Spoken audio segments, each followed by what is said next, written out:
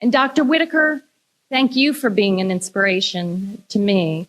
I cannot wait for folks to hear your positive message about civility, so needed in this world today. Okay, and it is my great pleasure to introduce Kamisha Whittaker, whose work I have admired for decades, and now you're going to get a real scholar.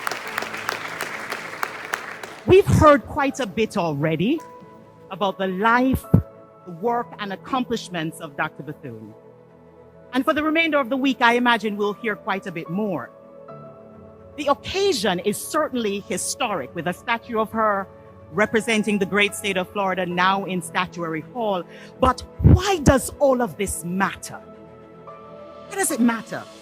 That's the question we must answer to ensure this moment is not perceived as just an exercise and a history lesson. Bethune said, "If I have a legacy to leave my people, it is my philosophy of living and serving, living and serving." How did she live and serve? Civility was the cornerstone of her life and service. Her last will and testament, yes, it offers us powerful principles by which to live, but if they don't become wedded to our agency, if they don't become enveloped in our capacity to act and dictate how we respond in the most difficult circumstances, then they are just remembrances.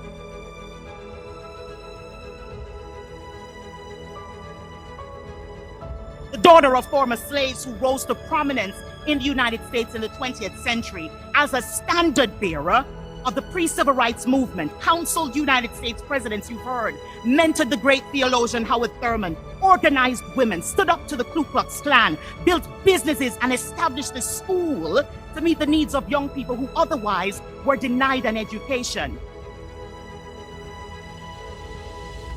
There is no better time than these challenging times to advocate for peace and civility.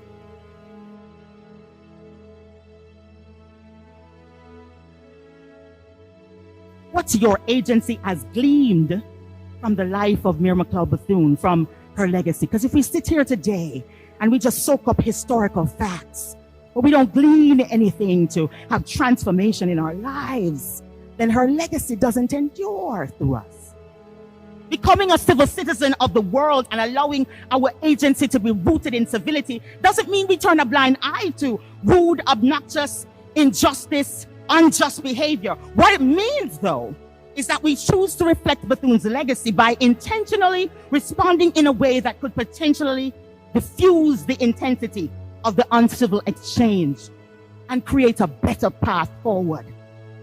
So on this special day, when we honor this trailblazer, I invite each of us to let her legacy empower our agency.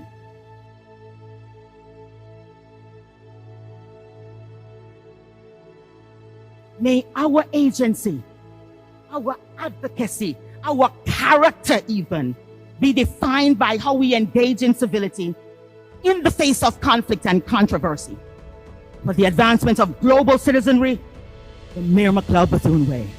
Thank you.